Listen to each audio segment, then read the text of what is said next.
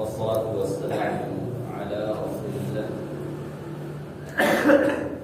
wa ala alihi wa ashabihi wa man wala. Asyhadu an la ilaha illallah wahdahu la syarika lah wa asyhadu anna Muhammadan abduhu wa rasuluhu la nabiyya ba'dah. Allahumma shalli wa sallim wa barik ala nabiyyina Muhammad wa ala alihi wa ashabihi ajma'in, amma ba'd.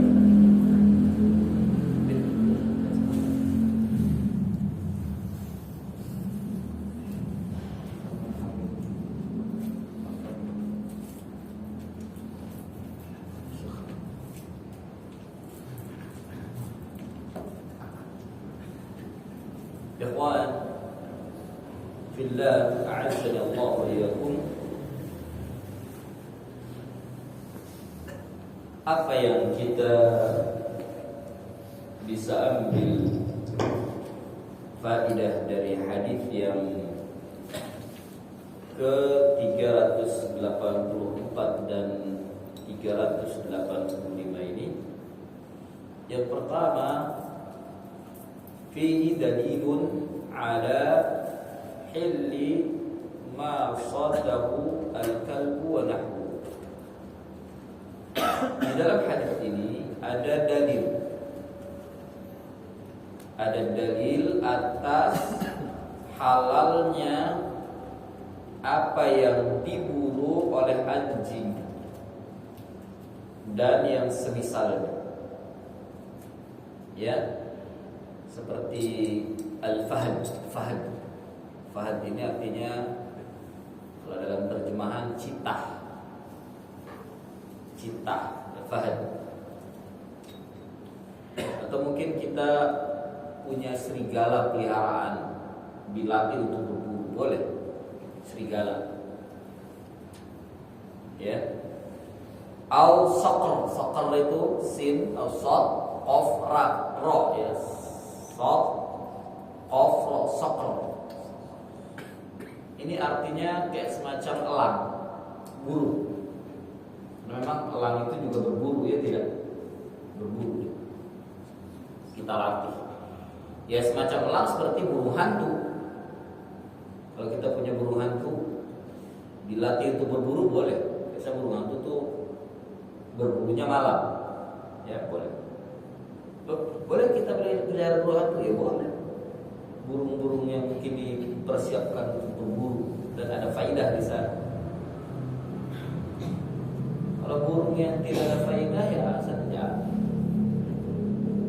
Ya, burung yang tidak ada faedah, paling cuman taruh depan rumah, dia pagi di ini doang. Sambil dia melatih siulnya gitu. Mahal lagi harganya, iya. Udah melatih siul, dia sambil gulung-gulung sarung, sambil begini gulung-gulung sarung sampai kelihatan.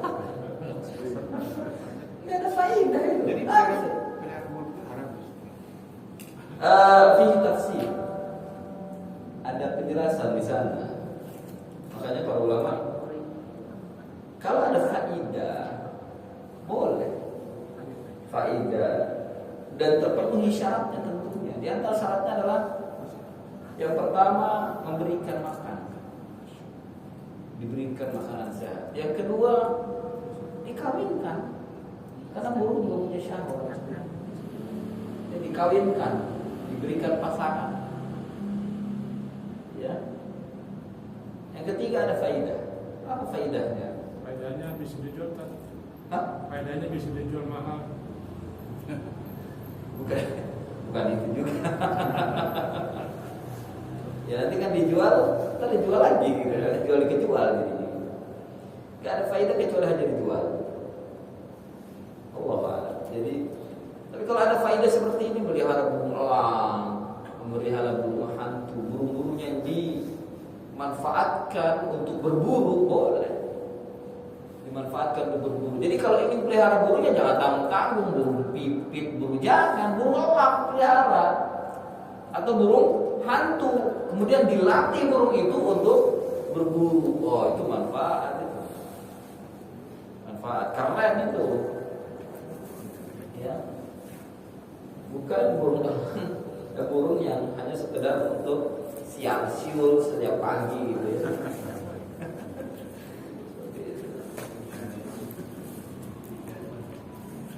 Nah,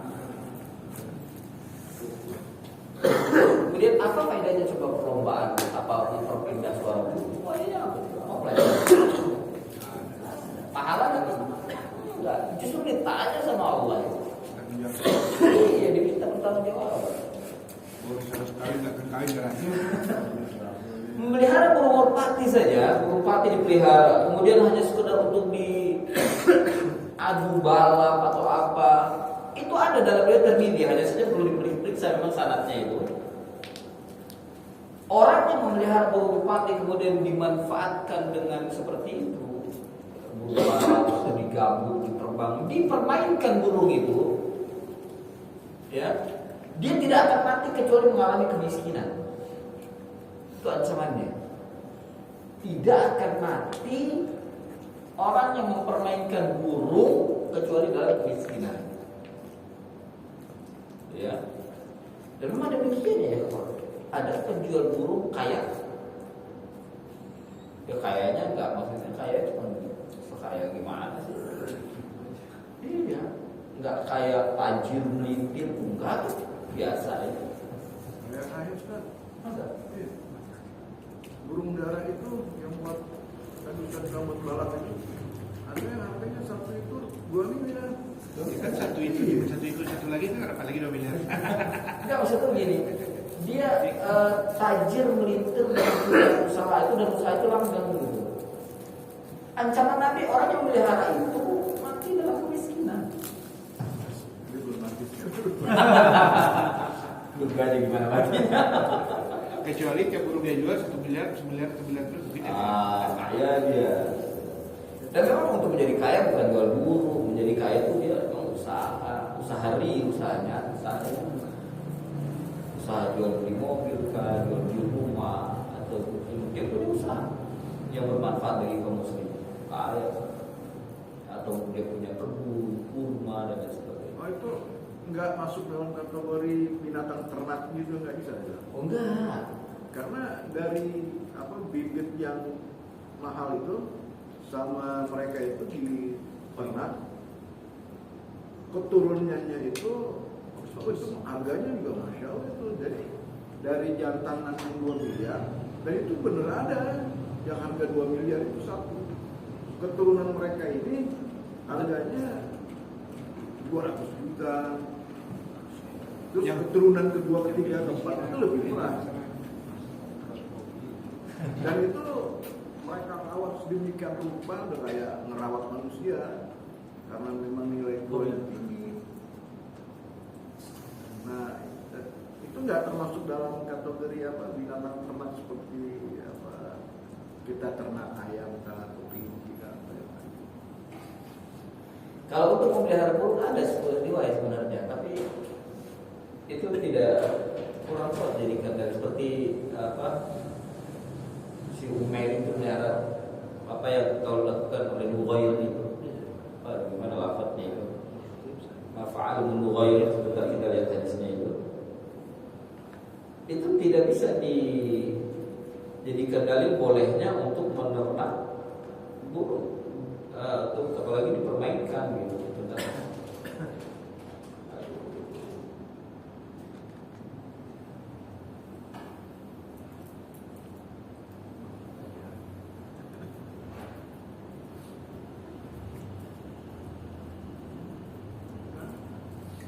Nah ini dia.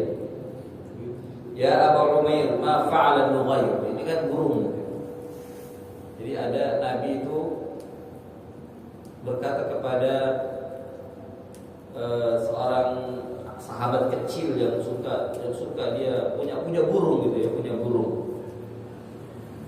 Ya.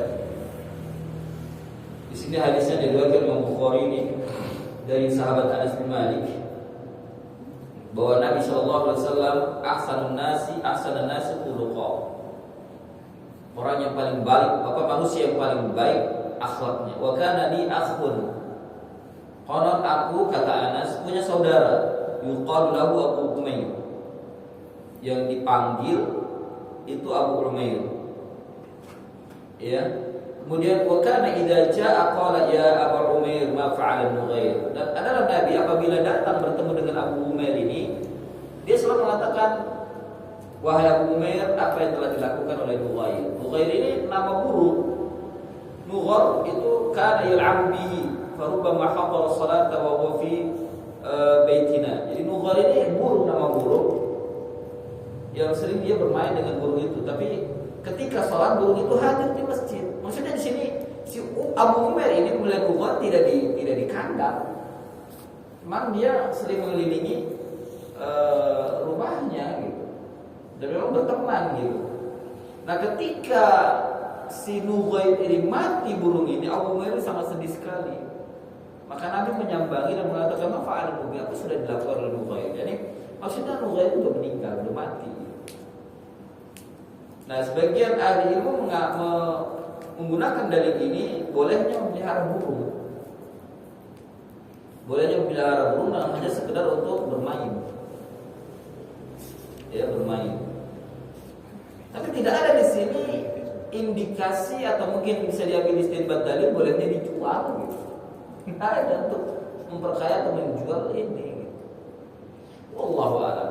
Ini memang perlu penelitian kembali. Karena saya sendiri belum mengetahui apakah ada kitab yang membahas tentang masalah ini. Hukum memelihara burung hanya sekedar untuk permainan. Dan tambahan kita tadi, bagaimana hukum mengembangbiakannya atau bahasa kita menernaknya, hukum mengembangbiakannya kemudian dijual. Kita belum menemukan soal ulama yang membahas tentang permasalahan ini. Kalau antum ada yang mampu untuk bahas coba. Ini bagus, ilmiah. Ya ilmiah. Nah, kita tidak bicara apa yang kaum salaf tidak membicarakan. Boleh nggak menernaknya? Karena masalahnya belum ada fatwa dari kaum salaf. Belum ada para sahabat yang menernak burung. Yang ada mereka menernak onta, sapi, kambing. Nggak ada menernak burung.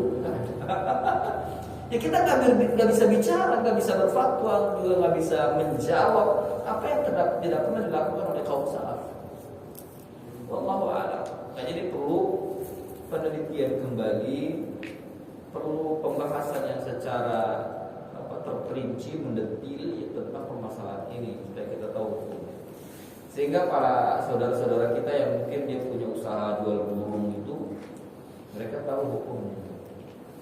Kalau untuk bermain dengan burung ada dalilnya, boleh kita bermain dengan burung, tapi jangan sampai melalaikan. Ya, kemudian di sana ditetapkan oleh syarat-syarat para ulama karena telah terjadinya kezaliman pada burung. Makanya diletakkan syarat di sana, dikasih makan, harus ada jodohnya, dikasih pasangan, dan seterusnya ada syarat. Karena mereka banyak menzalimi burung, menzalimi makhluk Allah yang dia tidak berdosa. Justru nanti kita akan dimintakan pertanggungjawaban di hadapan Allah ketika kita menzalimi makhluk yang lain. Seperti itu. Makanya diberikan syarat, ya diberikan syarat. Kalaupun boleh, tidak boleh dilepas secara mutlak, boleh tidak. Ya. Wallahu a'lam tentang apa hukum menernak. Makanya tadi saya kira perlu ada penelitian lebih lanjut tentang hukum memelihara dan mengembangbiakan burung-burung yang mungkin hanya sekedar bermain. Nah, tentang merpati tadi itu memang sudah ada teksnya, hanya saja tidak terlintas. Misalnya dalam kitab Sunan At-Tirmidzi, saya pernah membaca, nomornya tidak terlintas dalam ingatan, nomor berapa hadisnya di At-Tirmidzi itu, bahwa orang yang mempermainkan burung merpati dengan cara gabur atau balap, ya mempermainkan syahwatnya itu namanya kan itu pakai pasangan, kan itu pasangan kan, betinanya yang diginikan, kemudian yang terbang itu laki-lakinya, jantannya itu kan mempermainkan syahwat burung itu dipermainkan, balap, gabur itu kan syahwat burung. Nah makanya dibenci oleh Nabi. Dia tidak akan mati kecuali dalam kemiskinan. Miskin. Ya. intinya untuk memelihara burung perhatikanlah rambu-rambunya, jangan sampai kita hanya sekedar melihara burung kemudian kita menzalimi burung. Ya. Nah, seperti di sini dibolehkan kita memelihara elang atau burung hantu, tapi digunakan untuk berburu. Burung elang haram dimakan sama burung hantu karena mereka masuk yang berburu tajam. Tapi kalau dimanfaatkan untuk berburu boleh. Sama seperti anjing kan haram. Tapi kalau dimanfaatkan untuk berburu boleh.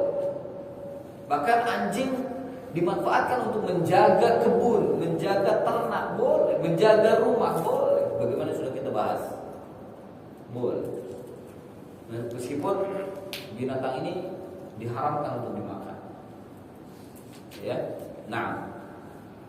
Kemudian wa idza kana mu'allaman wa dzakara ismallah ta'ala 'inda insaniha wa yastawi fihi ayudrika sahibuhu sayda hayyan aw mayyitan.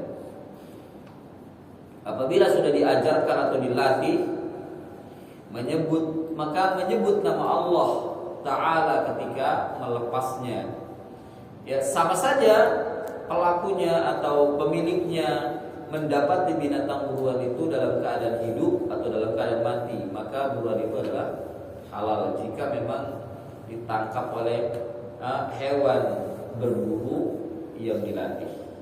Ya. Yang kedua, tahrimus saydil ladzi ishtaraka fihi al-kalbul mu'allam ghairu mu'allam wa ghairu mu'allam. Haramnya buruan yang mendapatkannya dengan cara rebutan antara anjing yang terlatih dengan anjing yang tidak terlatih. Mereka menangkap secara bersamaan binatang buruan dengan satu binatang buruan, tak kelinci atau kijang, dia tangkap berebutan. Maka hukum asalnya binatang buruan itu haram. Ya, haram. Karena mereka bergabung, karena kita tidak tahu siapa yang mendapatkan duluan. Apakah binatang yang dilatih atau yang tidak dilatih? Kalau seandainya tahu mungkin bisa ya, tapi kalau tidak tahu maka lebih baik jangan. Karena binatang yang tidak dilatih tadi ada kemungkinan dia berburu tidak mengucapkan tidak diiringi dengan basmalah, dengan nama Allah Azza wa Jalla. Ya. Nah. Li'anna ijtama'a fihi mubih wa huwa al-mu'allam wa hadir, karena berkumpul di dalamnya yang boleh atau yang halal, yaitu yang terlatih, dan juga yang haram, yaitu yang tidak terlatih, itu terkumpul, maka binatang itu menjadi haram. Atau minimal ya syubhat. Minimal syubhat. Tetap kalau syubhat itu adalah hukum hukum terhadap mencikapi hukum syubhat adalah meninggalkannya, ya. Faman ittaqa syubhati faqad istabra'a li dinihi wa irdihi. Nah.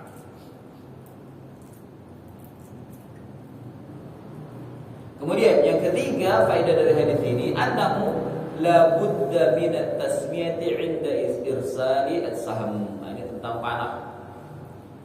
Harus mengucapkan basmalah ketika melepaskan anak panah dari busurnya dalam berburu. Ya, dalam berburu. Yang dimaksud dengan saham di sini adalah as-silah alladhi suni'a lir-rami. Yakni senjata yang digunakan untuk melempar atau melontar seperti busur panah. Nah, kemudian yang keempat, liqauli tasmiyati mustaratah. Fa innahu la yahillu as-sayd alladhi ishtarata fihi qatlihi al-mu'allam wa ghayruhu.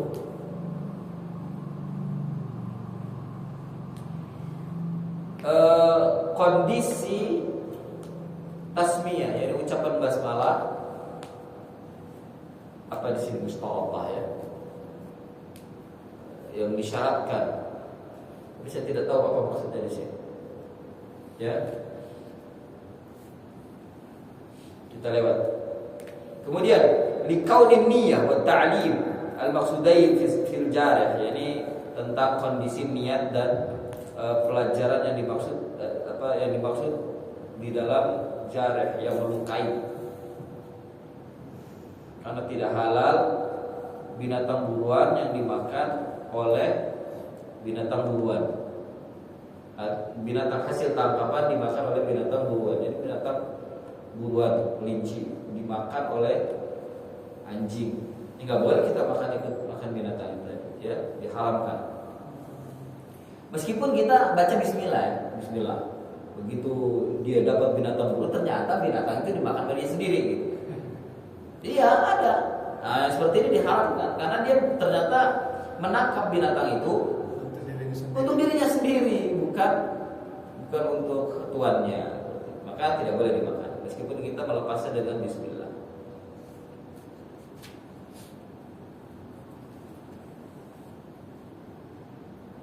Demikian juga berburu dengan senjata tadi. Kalau berburu dengan senjata harus dengan mengucapkan basmalah. Tapi kalau seandainya senjata ternyata kita lepas, dapat binatang, datang ada binatang lain, dia sudah makan, itu gimana? Dan tadi hilang binatang itu hilang 2 hari, apa bulan panahnya hilang 2 hari, mana dicari? Nggak taunya ada bekas makanan binatang lain. Ya, jangan dimakan, ya jangan dimakan. Tapi kalau seandainya ada bekas binatang itu mati, ya, tapi dia tidak dimakan, masih utuh, meskipun hilang 2 hari, nggak ketemu binatang buruannya dengan panah kita, ternyata oh ini ada bekas panahnya. Kata Nabi, insyita, kalau kamu mau makan, ya, mau makan. Kalau enggak ya jangan. Biasa binatang kalau udah mati 2 hari kan bau, ya, bau ya. Tapi kalau kata Nabi, insyita, kalau kamu mau makan, ya tahan. Kalau saya sudah jadi bangkai ya bau, ya tahan. Ya. Atau kalau seandainya ketika dipanah, nancap panah itu binatang buruan, dia lari ternyata sampai ke danau atau ke rawa atau ke sungai, dia tenggelam di sana. Jangan diambil dan makan, karena tidak tahu apakah dia matinya karena panah atau tenggelamnya kita tahu. Nah, itu yang disebutkan dalam hadis. Ini beberapa faedah yang bisa kita ambil dari hadis ini. Nah, ikhwah, sebelum kita akhiri atau pindah pada hadis berikutnya, bila ingin bersoal jawab maka dipersilakan. Ya. Assalamualaikum warahmatullahi wabarakatuh.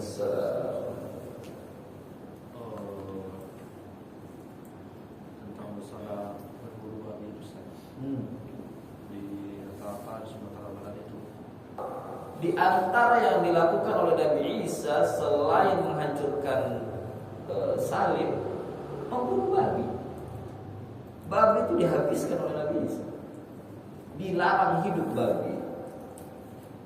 Nah, ini menunjukkan bahwa babi itu boleh dimusnahkan karena binatang yang diharamkan, ya. Jadi boleh. Apalagi tadi babi ini merusak sehingga kita membuat jebakan lah ya, supaya ketangkap babi ini boleh untuk menumpas dan membunuh. Yang tidak boleh itu ketika diburu, ditangkap, dimasak. Nggak boleh. Dimasak, dimakan rame-rame, yang nggak boleh, haram. Itu nggak boleh. Itu yang saya maksud. Iya. Binatang dewa.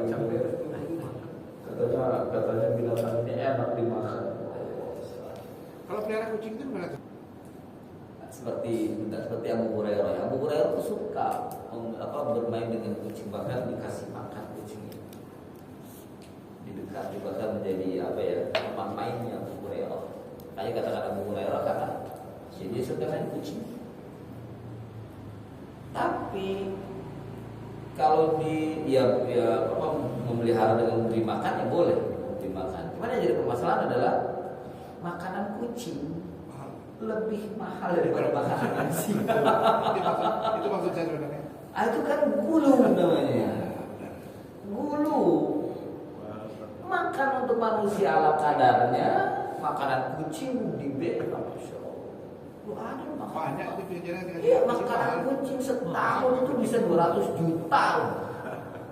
Iya, setahun 200 juta. Lah manusia makan. Ya Allah. Nah, ini kan bulu. Riwayat yang mengatakan bahwa kucing itu nggak boleh diperjualbelikan itu gimana Ustaz? Ini menggunakan hadis ma hurrima akluhu wa hurrima thamanu. Apa yang diharamkan untuk dimakan maka diharamkan untuk dijual. Harganya itu tidak boleh. Enggak sebatas kucing aja. Bukan. Semua binatang yang diharamkan untuk dimakan tidak boleh dijual. Ya, tidak boleh. Kucing ala qaul rajih haram dimakan. Enggak boleh kita makan kucing. Dan juga jangan dengarkan syubhat bahwa enggak boleh halal makan anjing. La halal haram anjing. Berarti menjualnya juga haram juga ya? Haram. Kecuali kalau anjing itu dijual, itu tadi untuk maksud-maksud tertentu seperti untuk berburu, untuk menjaga kebun, menjaga ternak, menjaga rumah. Jadi dia dilatih.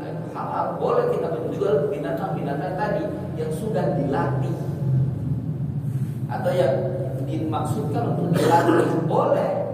Karena yang dijual itu bukan anjingnya tapi ilmu yang ada di dalam anjing itu yang dijual. Karena anjing itu berfaedah dan berharga, boleh. Tapi kalau anjing cuma lucu-lucuan, banyak kan ada. Kemudian anjing hanya sekedar memenuhi rumah, tidur sama anjing di kasur, ya Allah. Iya kan? Iya. Ya itu mah nggak usah pikirin, pikirin aja. Jadi kalau ada muslim seperti itu, jangan ngerti bagaimana hukumannya. Nah selanjutnya itu ada nggak sebetulnya kaidah-kaidah dalam syar'i di dalam mengatur peternakan hewan itu, baik yang halal sama yang halal ya. Ya makanya tadi yang saya katakan mestinya kita harus ada seorang ahli ilmu atau siapa kita thalabul ilmi meneliti tentang permasalahan ini, merangkum bagaimana hukum yang syar'i yang ditetapkan dalam Islam itu tentang binatang-binatang, hukum binatang, bagaimana memeliharanya, bagaimana menjualnya, harus ada. Tentang masalah ekonomi sudah ada, tentang binatang ini belum ada. Kita hanya mengandalkan fatwa-fatwa ulama yang terpisah-pisah gitu. Kita pengen ada satu buku yang membahas tentang masalah ini. Kira-kira siapa yang sempat gitu. Saya satu buku aja belum selesai, mau dibahas ini lagi gitu. Ada memang di dalam pikiran saya untuk membahas tentang permasalahan hukum-hukum binatang. Cuman belum selesai, buku yang satu belum selesai. Ntar kalau udah selesai mungkin kita pindah pada masalahnya ada beberapa rencana pembahasan saya jadikan buku tapi belum sempat. Iya ini juga mengikuti saran dari beberapa teman. Ustaz antum sudah wayahnya untuk tulis buku. Ya tulis buku udah. Sebenarnya saya udah dari dulu tulis buku, cuman mungkin belum sempurna saja, belum disempurnakan. Nah, wallahu a'lam.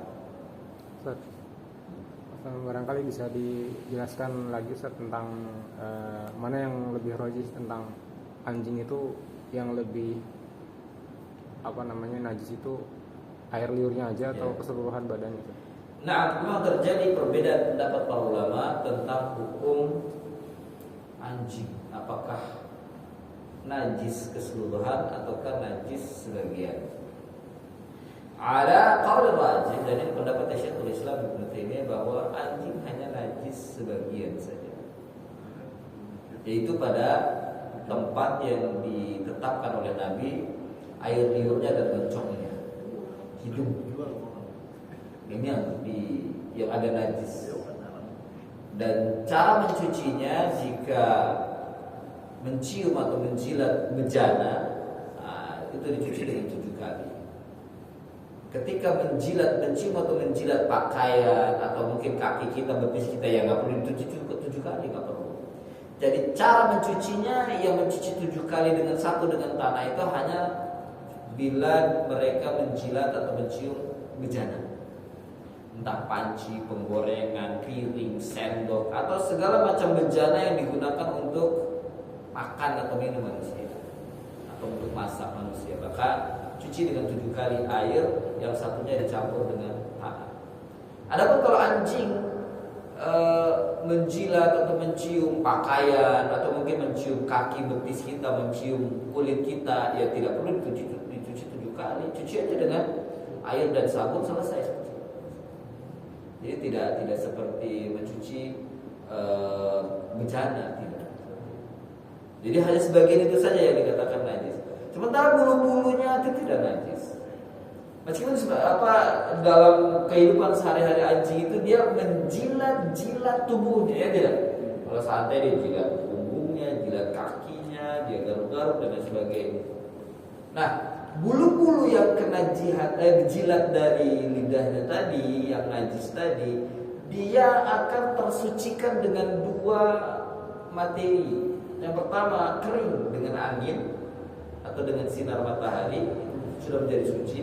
Atau dengan debu tanah yang menempel pada dirinya ketika dia tiduran di atas tanah, maka itu yang mensucikan bulu-bulunya, sehingga bulu-bulu anjing itu tidak najis. Bulu-bulu anjing itu tidak najis.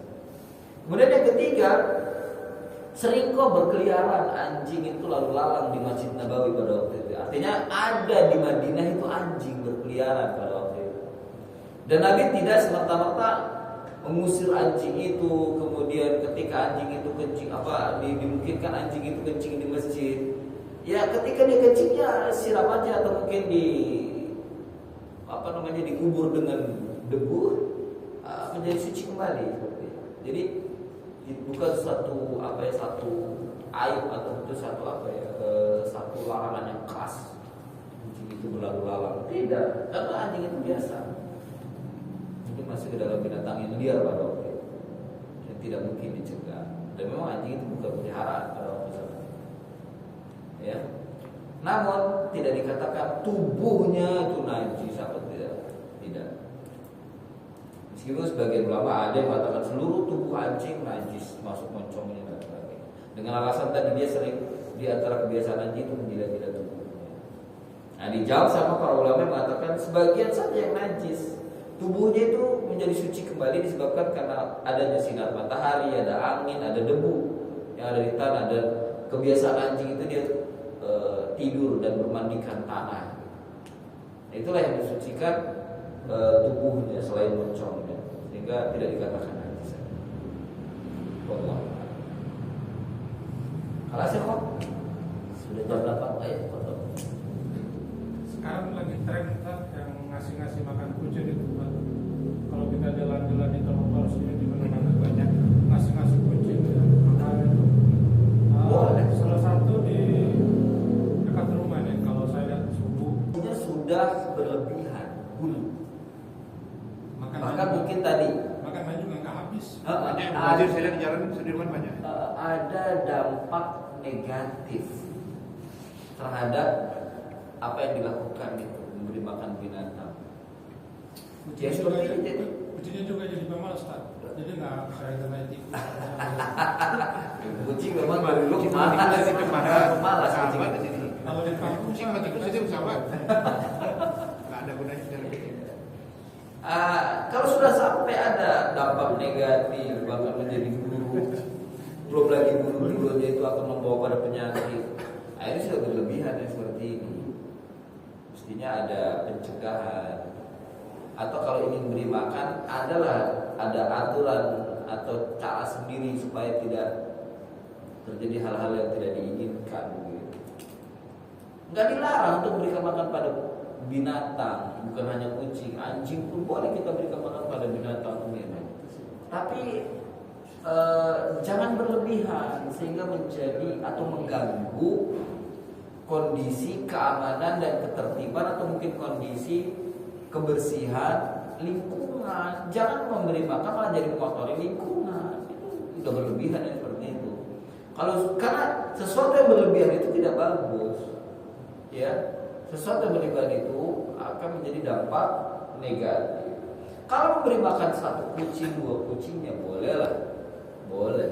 1 anjing, 2 anjing boleh. Tapi kalau sudah tiap hari tiap hari, kemudian menjadi dampak negatifnya luar biasa, bahkan mengotori lingkungan, ini sudah berlebihan. Perlu ada teguran dan arahan supaya jangan sembarangan memberikan makan. Apakah haram? Ya sulit kita mengatakan. Tapi kalau sudah mengganggu ya haram jadi. Ya apalagi binatang ini membawa penyakit, ya, jadi haram. Yang diharamkan bukan binatang mengasih makannya, tapi yang diharapkan adalah dampak negatifnya atau efek-efek yang membuat manusia terganggu, itu yang diharapkan. Memberi makan tidak diharamkan. Jadi jangan dikatakan wah kalau gitu nggak boleh. Enggak, boleh memberikan makan para binatang apa pun boleh. Bahkan itu masuk ke dalam bagian sedekah. Nabi pernah berfatwa bahwa tumbuhan yang ditanam oleh para sahabat itu dimakan burung. Apa kata Nabi? Biarkan itu jadikan sedekah buat mereka.